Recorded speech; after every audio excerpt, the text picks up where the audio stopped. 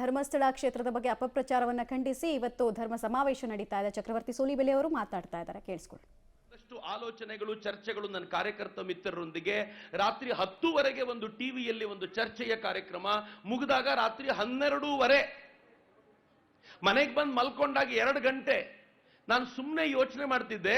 ಬೆಳಿಗ್ಗೆ 5ವರೆಯಿಂದ ಹಿಡಿದು ರಾತ್ರಿ 2 ಗಂಟೆಯವರೆಗೆ ಧರ್ಮಸ್ಥಳ, ಮಂಜುನಾಥ, ಅಣ್ಣಪ್ಪ ಬಿಟ್ರೆ ಬೇರೆ ಜಪವೇ ಬರದಂತೆ ಮಾಡಿದ ಅವರುಗಳನ್ನ ನಾನು ಯಾಕೆ ಬೈಲಿ?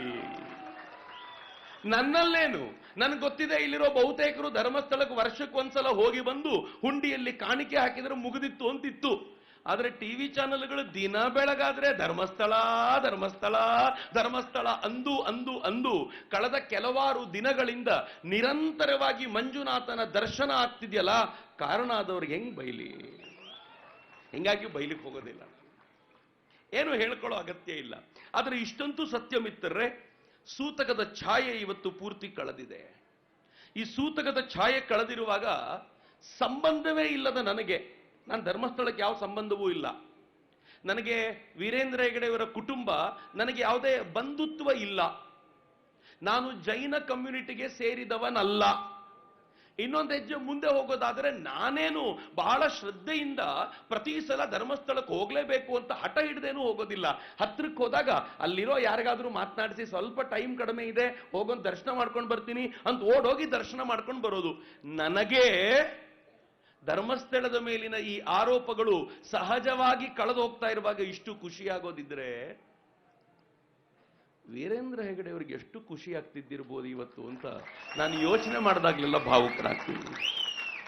ನಾನೊಬ್ಬ ಟಿವಿ ಆಂಕರ್ ಜೊತೆ ಮಾತನಾಡ್ತಿದ್ದೆ. ಆ ಟಿವಿ ಆಂಕರ್ ಕೇಳಿದ್ರು ನನಗೆ, ರೀ ಚಕ್ರವರ್ತಿ, ಇವತ್ತು ನಮ್ಮನ್ನೆಲ್ಲ ಹೊಗಳತೀರಾ ನೀವು?